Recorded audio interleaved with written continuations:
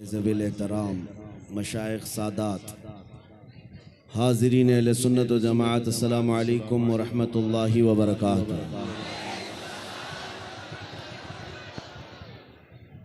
अल्हम्दुलिल्लाह अल्हम्दुलिल्लाहिल हन्नानिल मन्नान अल्लज़ी खलक़ल इंसान व अल्लमहुल बयान वस्सलातु वस्सलामु अला रसूलिही सय्यिदिल इंसी वल जान व अला आलिही व अस्हाबिही ज़विल खैरि वल इहसान, अम्मा बअद। फ़अऊज़ु बिल्लाहि मिनश शैतानिर रजीम, बिस्मिल्लाहिर रहमानिर रहीम।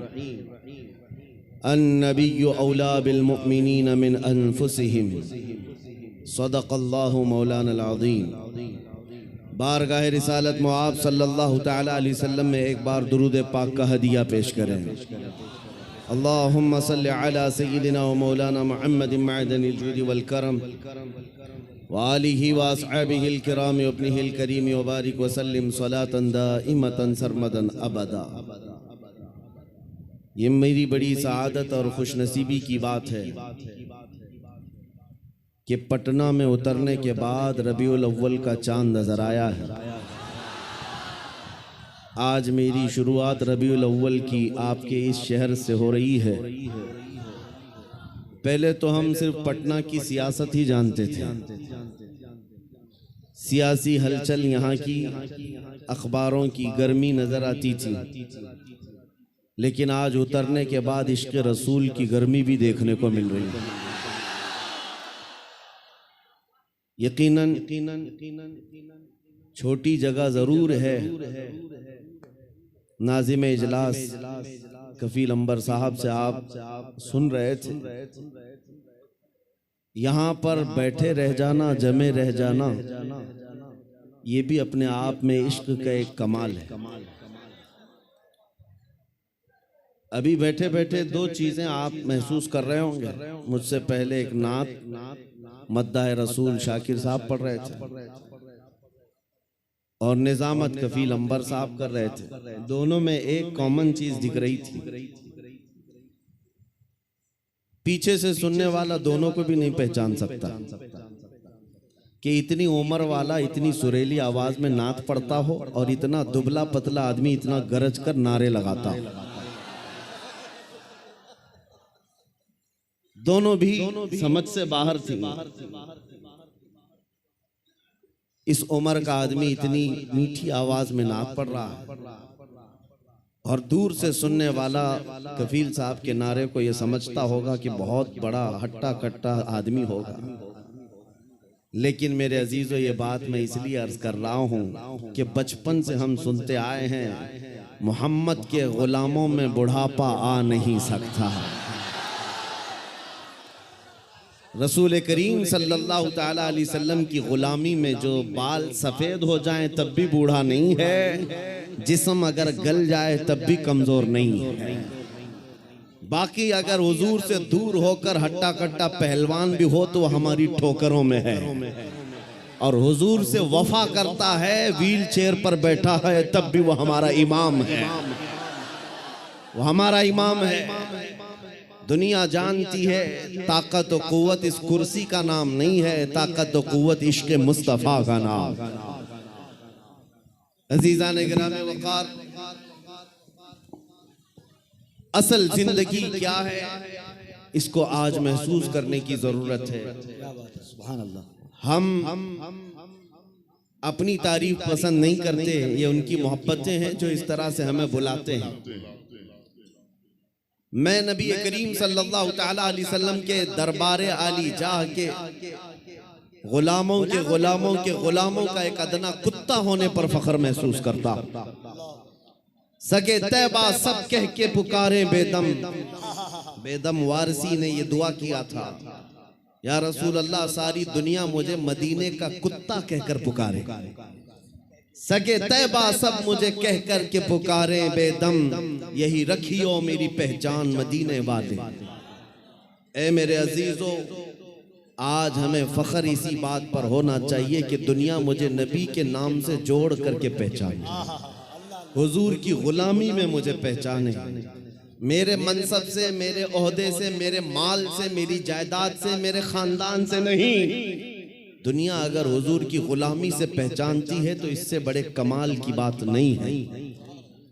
हम सब के लिए सबसे बड़े फख्र की बात हमारा तारुफ, हमारा इंट्रोडक्शन हुजूर के जरिए से हो जाए, इसलिए कि जिसका तारुफ नबी पाक सल्लल्लाहु तआला अलैहि वसल्लम से हो गया। आप जानते हैं इमाम अहले सुन्नत फाजिल बरेलवी इमाम अहमद रजा खान क़द्दसल्लाहु सिर्रहु शरीफ मुजद्दिद आज़म है, लेकिन आपसे इख्तिलाफ रखने वाली जमातों में बहुत सारी हैं। दूसरी जमातों में खास तौर पर अगर मैं जमात इस्लामी के बानी का जिक्र करूं, जिनका अहले सुन्नत व जमात बरेलवियत से कोई ताल्लुक नहीं, दूसरी जमात और दूसरे मकतब फिक्र के होने के बावजूद भी उन्होंने आला हजरत की तारीफ में सिर्फ इतना कहा है, वो बहुत बड़े आशिक रसूल थे। ये नहीं कहा बहुत बड़े पठान के बेटे थे, बहुत बड़े जमींदार थे, बल्कि कहा बहुत बड़े आशिक रसूल थे। दुनिया अगर हुजूर के नाम से पहचानती है तब कोई तुम्हें फना नहीं कर सकेगा।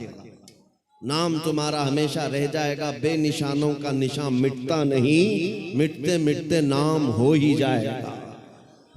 आज आला हजरत हर जगह क्यों किया जाता है, उसकी वजह यह है जिंदगी भर आला हजरत ने अपने खानदान के कसीदे नहीं पढ़े। जब जब आला हजरत ने कलम उठाया है तो बारगाह मुस्तफ़ा की मदह सराई की है। जब जब कलम उठाया है मेरे आका की शान में लिखा, सरवर कहूँ कि मालिको मौला कहूँ तुझे, बाग़े खलील का गुले ज़ेबा कहूँ तुझे। 100 साल गुजर जाने के बाद भी उनके कलाम पढ़ने से मुरझाए हुए दिलों में जिंदगी आ जाती है। यहाँ मुरझाई हुई कलियां खिल जाती हैं। आला हजरत का उसूल मैं आपको बता देता हूँ।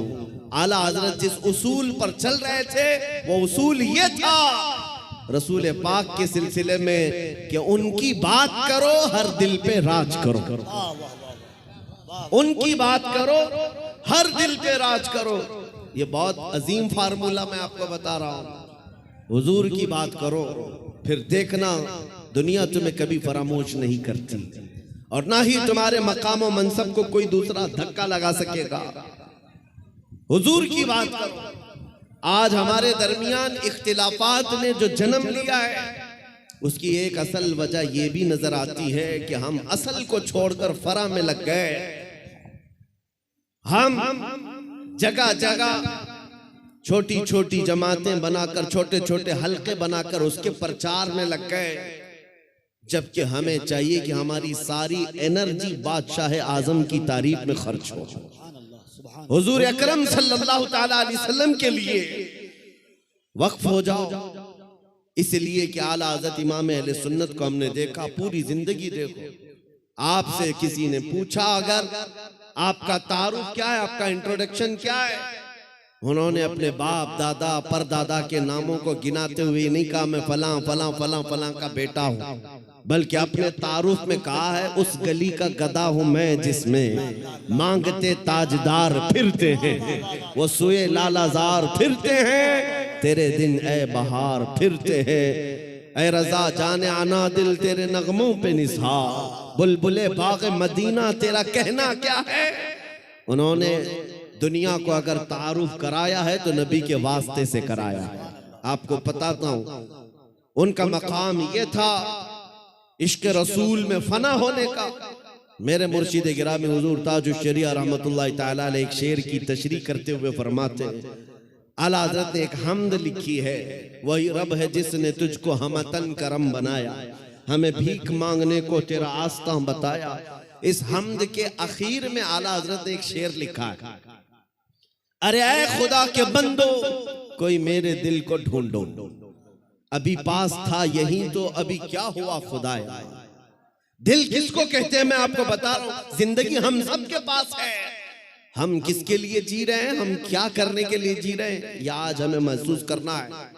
आला हजरत किसके लिए जीते थे, उनका दिल रहता कहां था, बरेली की किस गली में उनका दिल रहता था। सुनो, आला हज़रत कहते हैं, अरे खुदा के बंदो कोई मेरे दिल को ढूंढो, अभी पास था यही तो अभी क्या हुआ खुदाया, इसका मतलब क्या है? फरमाया हर जमाने में औलिया इकराम में एक वली होता है जिसको कुतुबुल इरशाद कहते हैं। कुतुबुल इरशाद का मतलब ये होता है वो अपने जमाने के औलिया में इतना तसर्रुफ और इतना इख्तियार रखता है कि वो अपने जमाने के औलिया को जिन कामों पर मामूर करे उसका हुक्म बजा लाना सारे लोगों पर जरूरी होता है। वो कोई भी ऑर्डर दे, कुतुबुल इरशाद। तो एक मर्तबा आला हजरत ने अपने जमाने के जितने रिजाल थे, औलिया थे, उनसे ये कहा, अरे आए खुदा के बंदो कोई मेरे दिल को ढूंढो, मेरा दिल ढूंढ करके लाओ। ये काम पर लगा दिया, दिल ढूंढ करके लाओ, अभी पास था यही तो अभी क्या हुआ खुदाया। दिल सिर्फ उस गोश्त के लोथड़े को ही नहीं कहते जो हमारे सीनों में धड़कता है या खून का एक मुंजमद टुकड़ा है। दिल के और भी माने हैं। वो दिल कौन सा है जिसको ढूंढने के आला हजरत बात कर रहे थे। सारे औलिया को हुक्म हुआ, सब ढूंढने पर लग गए और ढूंढ करके वापस आए। फिर आकर के उन्होंने जो जवाब दिया इमाम अहले सुन्नत को, आला हजरत को, आला हजरत ने फिर उसको अपने शेर में बयान किया, हमें ऐ रज़ा तेरे दिल का पता चला बमुश्किल, हमें ऐ रज़ा तेरे दिल का पता चला बमुश्किल, दरे रोजा के मुकाबिल वो हमें नजर तो आया, ये न पूछ कैसे पाया। नारे रिसालत, इश्के मुस्तफा, इश्के आले मुस्तफा, तालीमाते आला हजरत, फैजाने आला हजरत। जिंदगी गुजारने के उसूल में बता रहा हूं, बरेली में रह करके दिल मदीने तैयबा में धड़कता हो। सारे औलिया ज़माना ने कहा, हमें ऐ रज़ा तेरे दिल का पता चला बमुश्किल, दरे रोज़ा के मुकाबिल वो हमें नजर तो आया, ये न पूछ कैसा पाया, तुझे हम्द है खुदाया। आला हजरत का दिल वहां लगा हुआ था, इसीलिए मैंने आला हजरत के कलाम को बहुत मर्तबा पढ़ा। जहां जहां से पढ़ा, दिल को आला हजरत के जब भी हमने ढूंढने की बात की है, आला हजरत ने अपने दिल के बारे में यही कहा है, दिल है वो दिल जो तेरी याद से मामूर रहा, सर है वो सर जो तेरे नाम पे कुर्बान गया। आला हजरत के उसूल में दिल सिर्फ इस टुकड़े को नहीं कहते और सर इस टुकड़े को नहीं कहते। मेरे अजीजों, आला हजरत के इल्म में, उनकी तालीमात में दिल का मतलब और है, सर का मतलब और है। अगर नबी की मोहब्बत में भरा हुआ नहीं है तो सिर्फ वो गोश्त का लोथड़ा है, दिल नहीं कहा जा सकता। दिल कौन सा है? दिल सिर्फ वही है, दिल है वो दिल जो तेरी याद से मामूर रहा। और सर किसको कहते हैं? ये अगर दोनों कंधों के ऊपर एक कद्दू का टुकड़ा है, अगर हुजूर के नाम पर कुर्बान होने को तैयार नहीं है, हाँ अगर हुजूर के नाम पर मर मिटता है तो आला हजरत कहते हैं सर है वो सर जो तेरे नाम पे कुर्बान गया। आला हजरत के दिल को हमने उनके कलाम में ढूंढा है। वो कहते हैं कहाँ है? जानो दिल होशो खिरत सब तो मदीने पहुंचे, जानो दिल होशो खिरत सब तो मदीने पहुंचे। अरे तुम नहीं चलते रजा, सारा तो सामान गया। उनका अपने पास कुछ नहीं था। बरेली में वो कहते हैं जान भी चली गई, दिल भी चला गया, होश भी गया, खिरत भी गया, सब मदीने पहुंचे। तुम नहीं चलते रजा, सारा तो सामान गया। और फिर उनसे पूछा गया जान है क्या आपकी? जान किसको कहते हो आप? कहते हैं जान है इश्क़ मुस्तफा, रोज वज़ू करे खुदा, जिसको हो दर्द का मजा, नाज़े दवा उठाए क्यों, फिर के गली गली तबाह, ठोकरें सबकी खाए क्यों, दिल को जो अक्ल दे खुदा, तेरी गली से जाए क्यों। मेरे अजीजों, आला हज़रत फरमाते हैं यूं तो सब उन्हीं का है, पर दिल की अगर पूछो, आला हज़रत फरमाते हैं यूं तो सब उन्हीं का है, पर दिल की अगर पूछो, ये टूटे हुए दिल ही खास उनकी कमाई है। हुजूर का है ये सब, हुजूर का है, अपने दिल का है उन्हीं से आराम। कहते हैं अपने दिल का है उन्हीं से आराम, सौंपे हैं सब उन्हीं को सब काम, सौंपे हैं उन्हीं को सब काम। लो लगी है कि अब उस दर के गुलाम चाह रहे दर्द रजा करते हैं। आला हजरत ने अपना सब कुछ सौंप दिया बारगाह मुस्तफा। आज इस जलसे पाक में मैं आपके सामने उनका जिक्र सिर्फ इसलिए कर रहा हूं कि मशरिक से लेकर मगरिब तक, शुमाल से लेकर जुनूब तक कोई खित्ता बचा नहीं है जहां से बच्चा बुच्चा पुकार करके न कहता हो डाल दी कल्ब में अजमत मुस्तफा।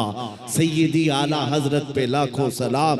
क्यों 100 साल के बाद भी बच्चा बच्चा पुकार रहा है? वही आज मैं तुम्हें फार्मूला बताना चाहता हूं। उस आला हजरत के मिशन पर चलना, उस मसलक का मतलब, उस मसलक का नाम ही ये है, अपनी मर्जी से जीने का नाम जिंदगी नहीं है। हुजूर जैसा चाहे वैसे जीने का नाम जिंदगी है। आपको मैं बताता हूं, औलिया इकराम की जिंदगी में, तसव्वुफ में एक तालीम होती है। हजरत जुनैद बगदादी की तालीमात मैंने पढ़ा है। सिर्फ औलिया इकराम की जो इबादतें हैं, तस्बीह घुमाना, लंबे क़याम, लंबे सजदे, सिर्फ यही इबादत के तरीके नहीं हैं। एक इबादत का तरीका है जिसको औलिया इकराम कहते मुराकबा। मुराकबा, मुराकबे का मतलब क्या होता है? सुनो, बहुत आसान है, आप सब कर सकते हो। अगर मैं आपसे कहूं आज 1000 बार सुभान अल्लाह पढ़ो, 1000 बार अल्हम्दुलिल्लाह, आप कहेंगे बहुत लंबा हो जाएगा। लंबा क़याम करना कुछ लोगों के लिए भारी, लंबा रुकू करना, लंबा सजदा करना इबादतें कुछ लोगों को लगती हूं। मुराकबा बहुत आसान लेकिन बहुत ही तेज असर। औलिया इकराम फरमाते हैं जिसका मुराकबा मुकम्मल हो गया वो अल्लाह का वली बन गया। मुराकबा होता क्या है? सुनो, मुराकबा होता क्या है? सिर्फ ये है कि आंख बंद करके थोड़ी देर खामोश बैठना, कुछ नहीं करना, कुछ पढ़ना नहीं है, कुछ पढ़ना नहीं है, खामोश बैठना है। कितनी देर? तुम्हारी मर्जी, 5 मिनट, 10 मिनट, आधा घंटा, 1 घंटा, किसी से बात ना करो, खामोश एक जगह बैठ जाओ। करना क्या है खामोश बैठ करके? सोचना क्या है? हाँ, ये असल है। सैयदना जुनैद बगदादी फरमाते हैं मुराकबा करने वाले को कुछ और नहीं सोचना है, बस आंख बंद करके इतना सोचना है कि अल्लाह ने मुझे क्यों पैदा किया, मैं यहां क्यों आया इस दुनिया में। बस इतना ही सोचना है, इतना ही सोचना है। बार बार सोचता रहे, बार बार सोचता रहे। ऐ नौजवानों, ये मुराकबा आज तुम्हारी बहुत सारी बीमारियों का इलाज है। सोचना कभी आंख बंद करके, क्या मैं इसलिए आया रात भर इंटरनेट पर गेम खेलने के लिए अल्लाह ने मुझे पैदा किया? क्या मैं दुनिया में लड़कियों से छेड़छाड़ करने के लिए पैदा किया गया हूं? क्या मैं दुनिया में दिन रात खेल कूद के लिए पैदा किया गया हूं? लोगों से गप्पे लगाने के लिए पैदा किया गया हूं? मैं लोगों से हंसी मजाक में अपना वक्त को बर्बाद करने के लिए पैदा किया हूं? क्यों पैदा किया गया हूं? तुम्हारा दिल आखिर एक दिन जवाब देगा, अल्लाह की तरफ से तुम्हें ये मिलेगी बात, तुम क्यों पैदा किए गए, क्यों पैदा किए गए, तुम्हें पता चल जाएगा। ये मुराकबे में जिस दिन तुम्हें पता चल जाए क्यों पैदा किया गया, अगर हकीकत को पहुंच गए उसी दिन अल्लाह के वली बन गए। अब मैं आपको बताता हूं, जिन लोगों का मुराकबा मुकम्मल हुआ वो जिंदगी में अगर सोचते सोचते इस नुक्ते को पहुंच गए कि मैं क्यों पैदा हुआ, तो फिर आंख खोल करके वो पुकार कर कहते हैं हम दुनिया में क्यों पैदा हुए। नतीजा निकला, दहन में जुबान तुम्हारे लिए, बदन में है जान तुम्हारे लिए। या रसूल अल्लाह, हम आए यहाँ तुम्हारे लिए, उठे भी वहां, हम अपने लिए नहीं आए, आका आपके लिए आए। मुराकबे में जो इस नुक्ते को पहुंच गया, बरेली का इमाम पुकार कर कहने लगा मुझे अल्लाह ने खेल कूद के लिए नहीं बनाया, मुझे अल्लाह ने सिर्फ बाजारों की जीनत के लिए नहीं बनाया, मुझे अल्लाह ने जिंदगी अपनी मर्जी से गुजारने के लिए नहीं बनाया, और उस आला हजरत के अजीम पोते ताजुश शरिया ने भी पुकार कर कहा, जब उनका मुराकबा मुकम्मल हुआ, जब वो सोचते रहे मैं क्यों पैदा हुआ, मैं क्यों दुनिया में आया, तब फिर ताजुश शरिया ने भी जवाब दिया, हम इसलिए पैदा किए गए हैं, जिंदगी ये नहीं किसी के लिए, जिंदगी है नबी की नबी के लिए, ना समझ मरते हैं जिंदगी के लिए, जीना मरना है सब कुछ नबी के लिए। नारे तकबीर, नारे रिसालत, जश्न ईद मिलादुन नबी, आमदे माहे रबीउन नूर। जिंदगी हुजूर पाक सल्लल्लाहु अलैहि वसल्लम के लिए अमानत बन करके अमानत बना कर दी गई है। तुम क्या समझते हो ए नौजवानों, आपको ये लगता है जवानी की आज ताकत और कुव्वत है, मुझे अपने मर्जी से फैशन करने दो, अपने मर्जी से मॉडर्न जिंदगी गुजारने दो, और दुनिया के पीछे तुम चल पड़े, उस दुनिया के पीछे जो हर दिन अपना शोहर बदलती है। आला हज़रत फरमाते शहद दिखाए जहर पिलाए, कातिल डाइन शोहर कुछ, इस मुर्दार पे क्या ललचाना, दुनिया देखी भाली है। तुम्हें मालूम है यहाँ कितने हीरो आए उसके बाद जीरो हो गए। यहाँ जवानी में अपने मेकअप से चमकने वाले बुढ़ापे में ढीले पड़ गए। यहाँ लोग रोजाना बदलते रहे, किसी भी फील्ड में देख लो। कुछ लोगों को लगता है पर्दे सीमी पर बॉलीवुड और हॉलीवुड पर थिरकने वाले, मुजरे करने वाले स्टार हैं, ये बड़े बड़े हीरो हैं और उनके पीछे कौम भागती है। मियाँ ये सिर्फ और सिर्फ ढलती छांव है, थोड़े दिनों के बाद इनके चेहरे का गाजा उड़ गया तो यही कौम दूसरा हीरो ढूंढती है, दूसरा इन्हें चाहिए। और नेता नगरी में भी देखा गया 40-40 साल बेचारे पार्टियों की खिदमत में लगे रहे, बुढ़ापे में फिर आने के बाद पार्टी ने कोने में बिठा दिया। अब तुम्हारा काम खत्म हो गया, तुम्हारा काम खत्म हो गया, अब नौजवान दूसरे आएंगे।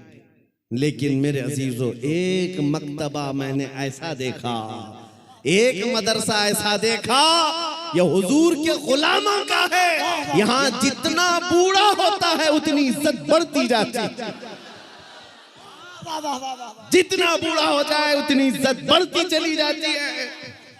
मेरे अजीजों, 85 साल 90 साल के उलमा भी आज मौजूद हैं, कौम उनको देखती रह जाती है। तुम 25 साल के 1 लाख नौजवान लाकर खड़ा कर देना और फिर एक तरफ सिर्फ ताजुश शरिया का चेहरा दिखा देना, लाखों की तरफ निगाहें नहीं जाएंगी, उस एक चमकते हुए चेहरे की तरफ लोग देखेंगे। नारे तकबीर, जरा दोनों हाथों को उठाकर बस्ती बस्ती करिया करिया,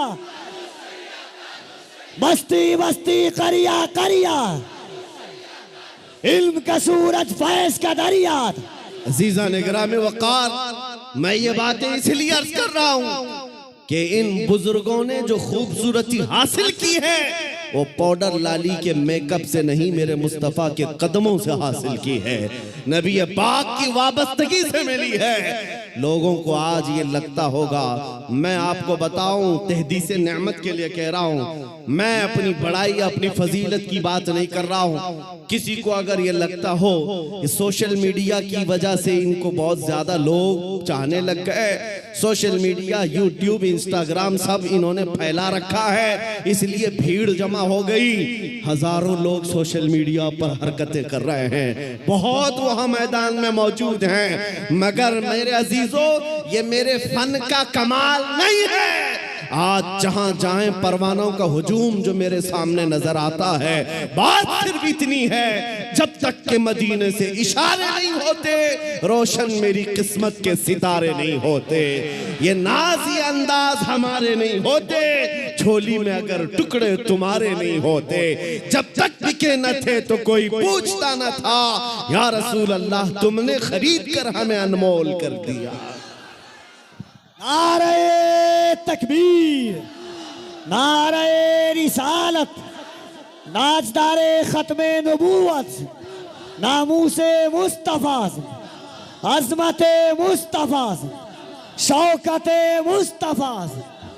मेरा यकीन है सारा सोशल मीडिया फना हो जाए, मैं किसी पहाड़ के अंदर बैठकर मेरे नबी की बात करूं, मेरा खुदा कादिर है, वो लाखों के दिलों में हमारी बात को पहुंचाएगा। ये कमाल मैं इसका नहीं समझता सोशल मीडिया के जरिए से, इंटरनेट का दौर हो। नहीं मेरे अजीजों, हुजूर की अजमत बयान करो, चाहे तुम तन्हा हो, मौला पूरी कायनात में तुम्हारे चर्चे फैला देता है। ये रब्बे जुल जलाल की शान है। इब्राहीम अलैहिस्सलाम जब मक्का मुकर्रमा से आवाज दे रहे थे तो पूरी कायनात में आपकी आवाज को अल्लाह ने पहुंचाया। रब कादिर है, जिसकी आवाज को चाहे वो पहुंचाए, लेकिन तुम्हारी लिए जिम्मेदारी आज ये है, तुम इनके उनकी जय विजय करना छोड़ दो, इधर उधर के पट्टे डालना छोड़ दो। तुम्हें दुनिया चाहे जितने भी लिबास बदल लो, दुनिया तो हुजूर के नाम से ही पहचानती, ये बात तय है। तुम जहां जाओगे हुजूर के नाम से तुम्हें पहचानती। जिस दिन तुमने नाम कहा, तुमको ये नहीं कहेंगे बिहार का है, पटना का है, फला का है। दुनिया तुम्हें अगरचे गांव के नाम से जान जाएगी, लेकिन तुम्हारी निस्बत वो सीधे मदीने के ताजदार से जोड़ कर देखती। ये पक्की बात है। और आपको क्या इस बात पर कोई आपत्ति है कि दुनिया हुजूर की गुलामी से आपको पहचाने तो आपको ऐब लगता है? फखर होगा कि नहीं होगा? अगर हुजूर की गुलामी से दुनिया तुम्हें पहचानने पर फखर होगा तो मेरी बात सिर्फ इतनी सुन लो, पूरे के पूरे ही गुलाम क्यों ना हो जाए। जब गुलाम होना ही है तो पूरे क्यों ना हो जाए। आला हजरत ने क्या खूब कहा, आज ले उनकी पनाह, आज मदद मांग उनसे, कल न मानेंगे कयामत में अगर मान गया। उन्हें जाना उन्हें माना, न रखा गैर से काम, लिल्लाहिल हम्द मैं दुनिया से मुसलमान गया। आज मैं आपको बात बताता हूँ। इमाम गजाली रहमतुल्लाह ताला अलैह से पूछा गया, जब उम्मत पर कोई सख्त वक्त आ जाए, तवज्जो चाहता हूँ, इलाज, उम्मत पर ऐसी कठिनाई आ जाए कि फितनों का उरूज हो जाए, फितने बहुत बढ़ जाएं, उम्मत मुस्तफ़ा की शौकत पर सवाल आ जाए, ऐसे वक्त में इलाज क्या है उम्मत मुस्तफ़ा के लिए, क्या आप हल बताते हैं? आज हमसे भी लोग पूछते हैं, इंटरव्यू में पूछते हैं, मुसलमानों के लिए हल क्या है? इमाम गजाली ने फरमाया, एक ही हल है, इनके सीनों को हुजूर की मोहब्बत से भर दिया जाए, हुजूर की मोहब्बत से भर दिया जाए। मेरे अजीजों, लोग मुझे उर्सों में भी बुलाते हैं, पता नहीं कितने कितने जलसों में बुलाते हैं, मैं तो बात सिर्फ हुजूर की करता हूं। वजह सिर्फ ये है, मैंने सबको समझा रखा है, आज हमें इलाज करना है, जिस चीज की जरूरत है वही दो। जब इलाज कंप्लीट हो जाए इंशाअल्लाह, ये जिस जगह भी ले जाओगे ये खड़े हो रहे। इमाम गजाली ने फरमाया, इनके दिलों को हुजूर की मोहब्बत से भर दो। तो आपसे पूछा गया, वैसे तो हर मुसलमान कहता है मुझे हुजूर से मोहब्बत है, अभी मैं पूछूं, एक हाथ में दो दो हाथ उठाएंगे, हुजूर से मोहब्बत है या नहीं? अगर अभी सवाल करें, हर कोई पुकार कर कहेगा हाँ हुजूर से मोहब्बत है, मैं तो जान देने को तैयार, हर कोई कहेगा। इमाम गजाली ने फरमाया, हाँ हर कोई कहता तो है, लेकिन बात क्या है सुनो, इंसान की फितरत है और दुनिया का दस्तूर है। जो इंसान जिससे जितनी मोहब्बत करता है, दिन में उसका बार बार जिक्र भी करता है, बार बार उसको याद करता है, बार बार याद करता है। और जब बार बार किसी का जिक्र करने लग जाए तो समझ लो उसका दिल भर गया है, इश्क से, मोहब्बत से भर गया है। और नहीं, जिक्र ही नहीं करता, यूं ही कहता है, तो वो झूठा आदमी, वो झूठ बोलता है। हुजूर से मोहब्बत, हुजूर से मोहब्बत कहता तो है, लेकिन उसकी जिंदगी में नजर कभी नहीं आता। कहीं ऐसा तो नहीं मेरे अजीजों, आज मैं नौजवानों को देखता हूं, फिल्मी गानों के इनको लाइनें याद हो जाती हैं, फिल्मों के डायलॉग याद हो जाते हैं, मेरे नबी की 4 हदीसें क्यों नहीं याद? अगर हुजूर से कसरत से मोहब्बत होती तो हुजूर की अदाओं से भी मोहब्बत होती, हुजूर के जुमले तुम्हारी जुबानों पर गर्दिश कर रहे होते, बार बार तुम उनका जिक्र कर रहे होते। और फरमाया बुजुर्गों ने, जो कसरत से हुजूर पर दुरूद पढ़ता रहता है दिन भर रात भर, समझ लो उसका दिल भरा हुआ है हुजूर की मोहब्बत से, क्योंकि बार बार वो जिक्र कर रहा है, बार बार याद कर रहा है। एक बुजुर्ग की बात मैं आपको बताता हूं। एक बुजुर्ग ने एक शख्स की तरबियत कैसी की थी। मुरीद था, अपने शेख से आकर कहा मोहब्बत कैसे करूं, मोहब्बत कैसी होनी चाहिए। कहा एक काम कर, मैं एक भैंस तुझे देता हूं, उसको पाल। बिहार वाले अच्छी तरह समझ सकते हैं। भैंस बुजुर्ग ने अपने मुरीद को दी और कहा इसकी बहुत अच्छी देखभाल करना, बार बार इसका ख्याल रखना। 1 महीने के बाद आना, मुलाकात करना। 1 महीने के बाद आया, हजरत ने पूछा कैसा है, क्या हाल है। कहा मैं बहुत अच्छा हूं। तेरी भैंस कैसी है। कहा वो भी बहुत अच्छी है। तुम खाना खाए। कहा हाँ मैं खाना खा लिया। तुम्हारी भैंस। हाँ वो भी खाना खा चुकी है। जब जब जिक्र किया जाए भैंस का अच्छी तरह से जिक्र करता था। कहा 1 महीना और जाओ, 1 महीना और उस भैंस के साथ उठना बैठना लगाव रखो। दूसरे महीने के बाद आया, बुजुर्ग ने मुर्शिद ने पूछा क्या हाल है। कहा मैं भी अच्छा हूं, मेरी भैंस भी अच्छी। सवाल खाली सिर्फ उसका किया था, लेकिन साथ में भैंस का भी कर रहा है। कहा तू खाना खाया।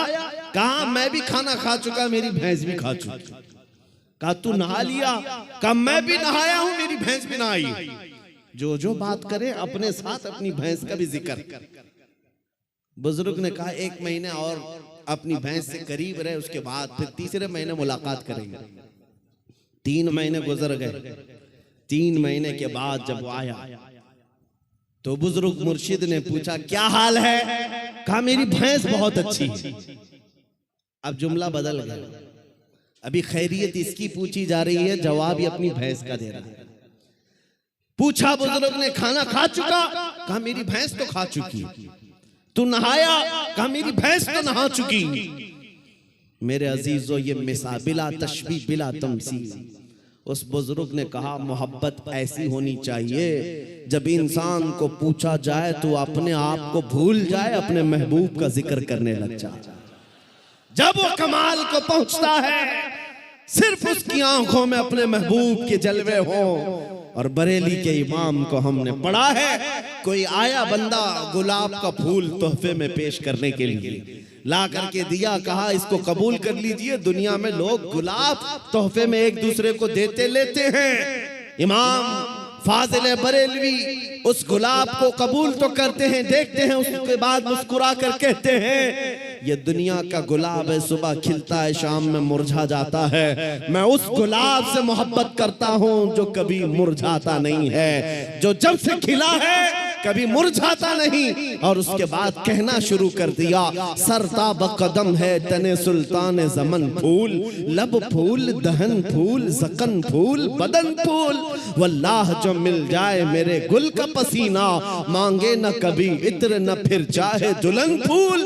क्या बात रज़ा उस चमनिस्तान करम की, ज़हरा है कली जिसमें हुसैन और हसन फूल। आला हजरत ने एक फूल को देखा,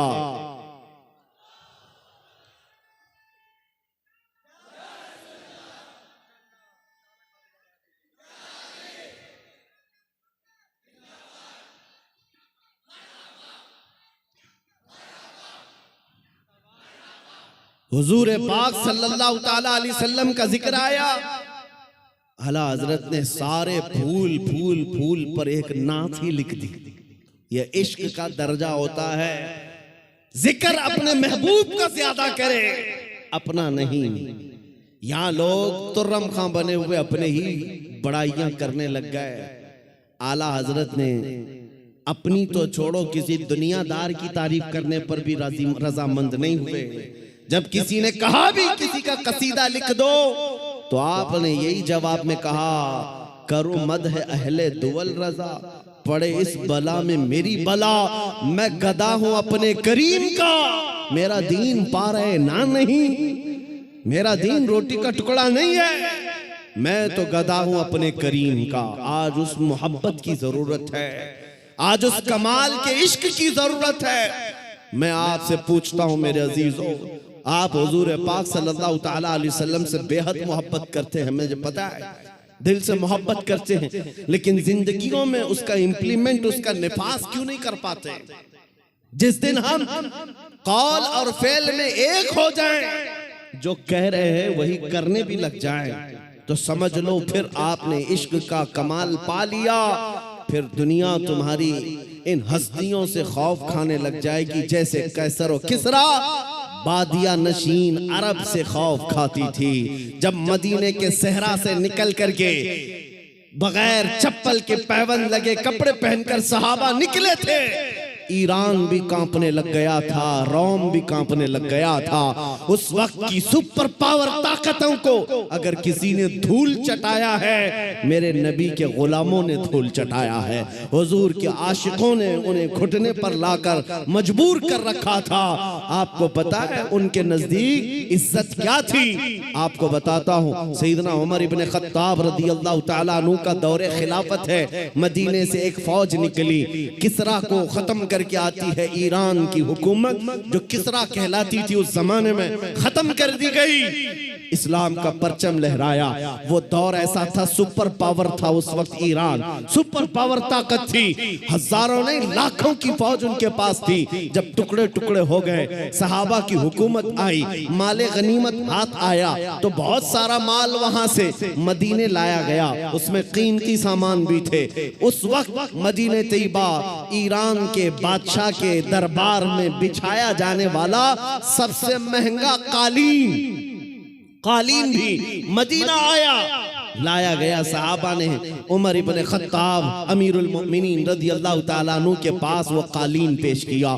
कहा ये कालीन वो है, बादशाह जब किसी से बहुत खुश होता तो थोड़ी देर इस कालीन पर उसको बिठा देता और वो जिंदगी भर बैठने वाला फख्र करता, मैं बादशाह के महंगे कालीन पर बैठ कर आया हूँ, मैं बादशाह के महंगे कालीन पर बैठ कर आया हूँ। इस कालीन की अजमत है, लोग इसकी बड़ी तारीफ करते हैं, बड़ी बुलंद कालीन है।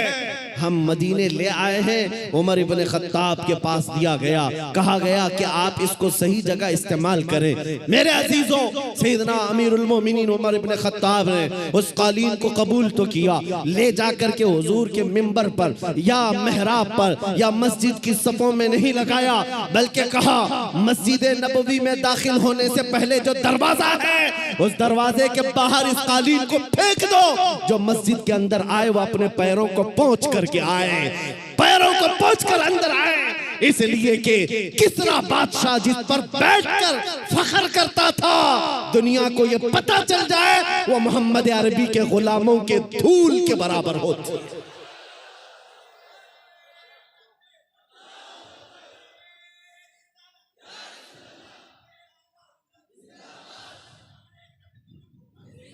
उन्होंने इज्जत तख्त तो ताज में नहीं ढूंढी, मेरे नबी पाक की निस्बत में इज्जत ढूंढी।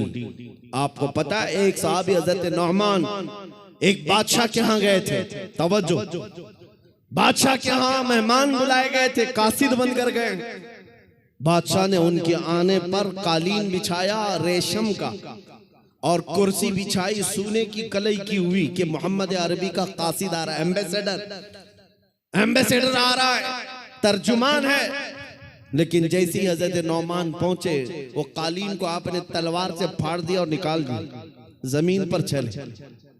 फिर जब कुर्सी के पास आए, देखा सोने की कुर्सी है, पांव से धक्का मारकर गिराया और कहा मुझे सादी कुर्सी लाओ, दूसरी। बादशाह ने कहा ये इतना गुरूर है, मोहम्मद अरबी सल्लल्लाहु अलैहि वसल्लम के गुलामों में इतना एटीट्यूड। उस सहाबी ने कहा ये गुरूर और तकब्बुर नहीं है, मैं मेरे नबी का गुलाम, मेरे मुस्तफा का गुलाम। मेरे नबी की शरीयत में मर्दों के लिए रेशम भी हराम है, सोना भी हराम। मर्दों के लिए रेशम का इस्तेमाल हराम है और सोने का इस्तेमाल, गोल्ड का इस्तेमाल हराम है। बादशाह से उन्होंने कहा तू सारी दुनिया की कुर्सियों को सोने की बनाकर लाकर रख दे, तब भी नबी का गुलाम सबको ठोकर मारेगा, अपने नबी की शरीयत को गले लगाएगा। उसी गुलाम की आवाज थी, उसी नबी के गुलामों की आवाज थी जो आज मैं मैसेज में कहना चाहता हूँ। नौजवानों, फख्र करना हो तो अपने नबी की निस्बत पर फख्र करो। दुनिया अगर आज तुम्हें मुसलमान कहती है तो दाढ़ी मुंडाकर, टोपी छुपाकर, लोगों में छुपने की कोशिश करके सेकुलर बनने की कोशिश मत करना। दुनिया पहचानती है तो और पहचान बढ़ाओ। किसी ने मुझसे पूछा था क्या इस जमाने में दाढ़ी रखना अब भी वाजिब है? मैंने कहा अब के जमाने में तो और भी बड़ा वाजिब है, इसलिए कि जिनको तलवार और चाकू नहीं चुभती उनको हमारी दाढ़ी चुभती है। मैंने यही कहा, ऐ नौजवान, लोगों को चोटी रखने में शर्म नहीं आती, मुझे नबी की दाढ़ी रखने में क्यों शर्म आएगी? अगर लोग नंगा घूमकर फख्र कर सकते हैं, मैं मेरे नबी के अखलाक पर फख्र क्यों नहीं कर सकता? दुनिया को अगर हक है फैशन करने का, मुझे मेरे नबी की अदाओं पर फख्र करने का क्यों नहीं हक है? बस नौजवानों, खता हमसे हुई है, हम इन नंगों के पीछे भागने लग गए। अल्लाह ने हमारी इज्जत व वकार को खत्म कर दिया। नौजवानों, दुनिया अगर तुमसे पूछती है तुम्हारे पुरखों का नाम बताओ, तुम्हारे बड़ों का नाम बताओ, हमारे बड़े तो बादशाह थे, हमारे बड़े तो फलां थे फलां थे, तुम अपने पुरखों में अपने बाप दादाओं का नहीं, बल्कि यूं कहो मेरे पुरखों में जो नाम आता है वो खालिद बिन वलीद का है, मेरे पुरखों में जो नाम आता है वो सलाहुद्दीन अय्यूबी का है, वो शहाबुद्दीन गौरी का है। इसलिए कि ये वो नाम है जो अज़मत मुस्तफा के परचम लहराते थे, नबी की गुलामी में इज्जत ढूंढते थे। एक वक्त था जब यहूदी और ईसाई माएं रात को अपने बच्चों को थपक कर सुलाती थी, ये कहते हुए बच्चे सो जा वरना सलाहुद्दीन आ जाएगा। नबी के गुलामों की हैबत ऐसी थी, वो इसलिए थी कि उन्होंने अपने बलबूते अपनी ताकत पर इज्जत नहीं कमाई, मेरे नबी की निस्बत में इज्जत कमाई थी। आज भी एक ही हल है हमारे पास, वापस आ जाओ उस पॉइंट पर, उस नुक्ते पर जहां मेरे मुस्तफा ने हमें छोड़ा था, हुजूर ने सहाबा को जहां छोड़ा उस नुक्ते पर आ जाओ। इधर उधर की बात न करो। हमारी बीमारियां, हमारी खराबियां, हमारे खुराफात, हमारी बेहयाइयां, हमारी पस्ती, हमारा बैकवर्ड होना, सबका एक ही हल है, एक ही इलाज है कि मोहम्मद से वफा तूने तो हम तेरे हैं। ये जहां चीज है क्या, लौह कलम तेरे।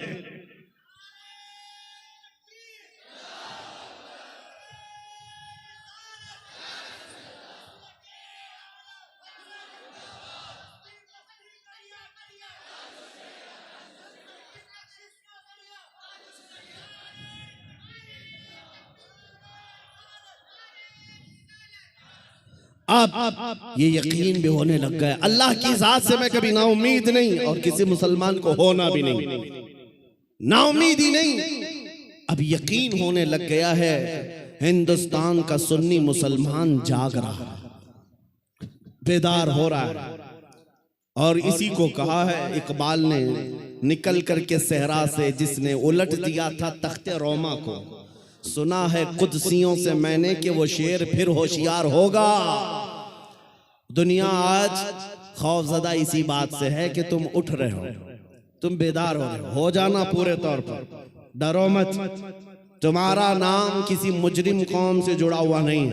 भौंकने दो कुत्तों को, जितनी मर्तबा कहें आतंकवादी, जितनी मर्तबा कहें दहशतगर्द, जितनी मर्तबा टेररिस्ट, जो बोलना है बोलो।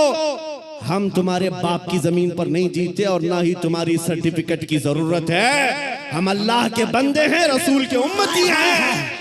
नारे तकबीर, नारे रिसालत, नारे रिसालत, लब्बैक या रसूल अल्लाह, लब्बैक या रसूल अल्लाह। और आपको खौफजदा होने की जरूरत नहीं। जितने पाखंडी गुफे में बैठ करके प्लान बनाकर सोशल मीडिया में छोटे छोटे वीडियो वायरल करते हैं और दहशत फैलाते हैं, कभी किसी मुसलमान की मॉब लिंचिंग करके, कभी किसी के कत्ल की वीडियो वायरल करके, और कभी किसी गुफे में बैठ करके ये कहना इस्लाम का विनाश कर देंगे, इस्लाम को खत्म कर देंगे। मैं चैलेंज करता हूं, तुम अकेले नहीं, तुम्हारे जितने नाजायज बाप है सबको शामिल कर लो, जितनी नाजायज औलाद है सबको मैदान में ले आ जाओ, जितने कीड़े मकोड़े हैं सब आ जाएं। इस्लाम को चंगेज ने कुछ नहीं कर सका, हलाकू से कुछ नहीं हो सका। जिन्होंने हमारी खोपड़ियों से मीनार बना दिया था, जिन्होंने मुसलमानों के खून से दरियाए दजला को लाल कर दिया था, उस दौर में इस्लाम खत्म नहीं हो सका। तुम्हारी 5 साल की नशेड़ी हुकूमत से क्या खत्म हो सकता है? इस्लाम तेरी नफ्स न डूबेगी हश्र तक। दोनों हाथों को उठाकर नारे तकबीर, नारे रिसालत, मजहबे इस्लाम से, अजमते इस्लाम से, शौकते इस्लाम से, रिफाते इस्लाम से, पैगंबरे इस्लाम से, नामूसे इस्लाम से। ये जवानी बरकरार है। उनको बुला करके कभी नेताओं को भी दिखा दे। वो दिन के 12 बजे वोटों का मजमा जमा करके फख्र करते हैं पब्लिक हमारे साथ। उनको ऐसा ही लगता है। और शराब के धुत में जमा होने वाला मजमा और है, इश्क मुस्तफा में आने वाला मजमा और है। 500-100 रुपये लेकर के दिन के उजाले में आना और है। तुम्हारा मजमा दिन के 12 में होता होगा, हमारा मजमा रात के 12 के बाद गर्म होता है। या आओ देखो, ये रात नहीं लगती इन दीवानों के यहाँ, ना रात है। बल्कि मैं तो कहता हूं हम सुन्नियों के यहाँ कोई संडे भी नहीं आता है। जो रात मेरे नबी के नाम है वो रात हमारी ईद की रात है, वो रात हमारी ईद की रात है। जब तक ये फख्र बाकी रहेगा, मेरा यकीन है अगर इनको लगता है हम बहुत गरज करके बोल रहे हैं, अपने मजमे में बोल रहे हैं, कल को अगर इन्हें चाहिए तो हथकड़ियां लगा लें, फांसी के फंदे पर चढ़ा लें। और मुझ जैसे एक आदमी के मर जाने या कत्ल हो जाने का नाम इस्लाम का खत्म होना नहीं है, बल्कि मैं चीखते हुए जाऊंगा जिस दिन तुम मुझे फांसी पर चढ़ाओगे। इस्लाम जिंदा होता है हर करबला के बाद।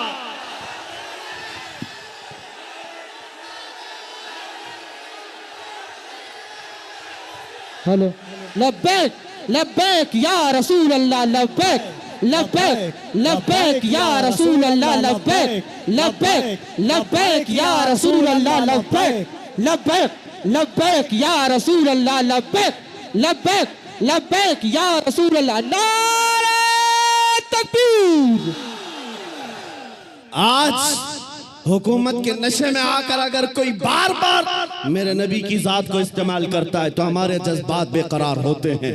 लोगों को ये लगता है, डिपार्टमेंट वाले बार बार ये कहते हैं मौलाना क्यों इतना एग्रेसिव हो जाते हो, क्यों इतने भड़काऊ बातें करते हो। मैंने बार बार ये कहा है, ऐलान कहा है, जब जब गाली देने का शौक है मेरा नाम लेकर गाली दो, मेरी माँ के नाम पर, मेरे बाप के नाम पर, मेरे खानदान के नाम पर, जितना कोसना है कोस लो। लेकिन याद रखना, अगर हुजूर की तरफ उंगली उठाओगे, अगर नबी की असमत की तरफ बोलोगे, हमारे खून का आखिरी कतरा भी जिस्म में बाकी है, तुम्हारी गर्दनों पर चढ़ करके बोलेंगे, तुम्हारे सीने पर चढ़ कर बोलेंगे। और तुम ये समझते हो तख्त और ताज तुम्हारे पास है, आज फौज और ताकत तुम्हारे पास है। तुम्हारे नाजायज बाप आज से 200 साल पहले अंग्रेजों की शक्ल भी यहाँ मौजूद थी। उन्होंने एक आलिम रब्बानी किफायत अली काफी को फांसी पर चढ़ाया था, एक नहीं 30,000 उलमा को फांसी पर चढ़ाया था। तुम्हारे नाजायज बाप भी ये समझते थे हिंदुस्तान से इस्लाम खत्म हो जाएगा। अरे उनका चूरा भी यहाँ बाकी नहीं रहा, सब खत्म होकर चले गए।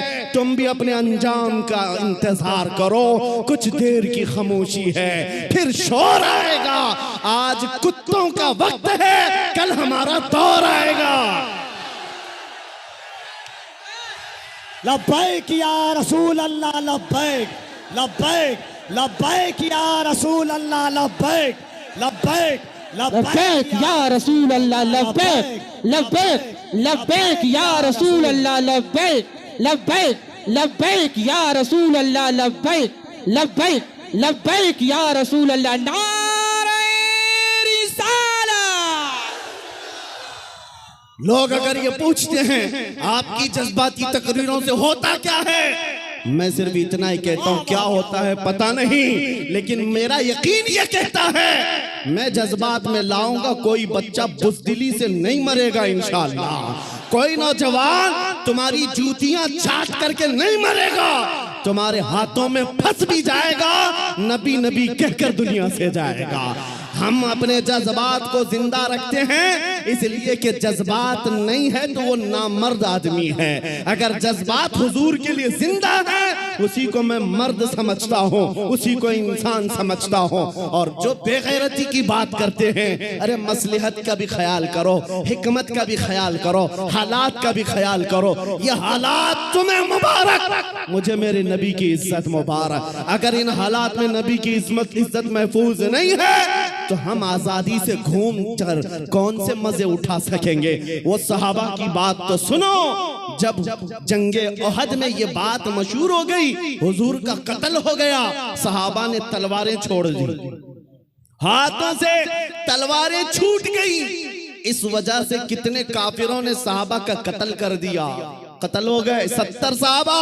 क्यों? जब ये खबर फैली थी ना कि हुजूर का इंतकाल हो गया, सहाबा बेइख्तियार कहने लगे, अल्लाह के नबी अगर नहीं है तो फिर जिंदगी कहते किसे? हुजूर आप नहीं हैं तो जिंदगी क्या है?